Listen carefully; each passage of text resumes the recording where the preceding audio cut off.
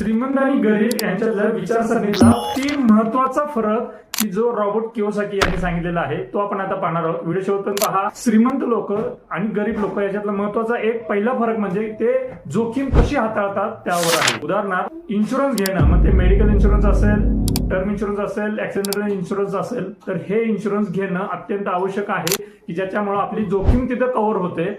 तर ही श्रीमंत लोक पटकन निर्णय घेतात आणि इन्शुरन्स कव्हर करतात स्वतःचा आणि स्वतःच्या फॅमिलीला इन्शुअर ठेवतात, कव्हर करतात.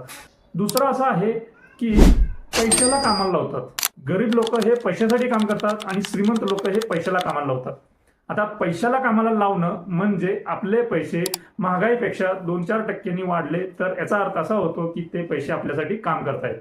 हा दुसरा फरक झाला. सर्वात महत्वाचा म्हणजे तिसरा फरक असा की श्रीमंत लोक हे ऍडवायझरला सोबत घेतात. रॉबर्ट कियोसाकी सांगतात की ज्यांच्यासोबत फायनान्शियल ऍडवायझर आणि लीगल कन्सल्टंट म्हणजे कायदे तज्ञ जर सोबत असेल तर तो व्यक्ती श्रीमंत कॅटेगरीमध्ये मोडतो. म्हणजे कोणत्याही गोष्टीसाठी असेल तर तो सल्ला घ्यायला अजिबात विचार करत नाही आणि ताबडतोब तो सल्ला घेत असतो. ह्या दोन व्यक्तींचा, एक तर फायनान्शियल ऍडवायझर आणि दुसरं कायदे तज्ञाचा. हे जे रॉबर्ट कियोसाकी यांनी जे तीन महत्वाचे मुद्दे सांगितलेले की जे श्रीमंतीकडे जातात ते आपल्याला पाळणं अत्यावश्यक आहे, तरच खऱ्या अर्थानं आपण श्रीमंतीकडे वाटचाल करू. त्यापैकी खास करून फायनान्शियल ऍडवायझरी मधील जर काही तुम्हाला सल्ला हवा असेल तर नक्की तुम्ही या नंबरवरती कनेक्ट करा, आम्ही तुम्हाला गाईड करू. थँक्यू.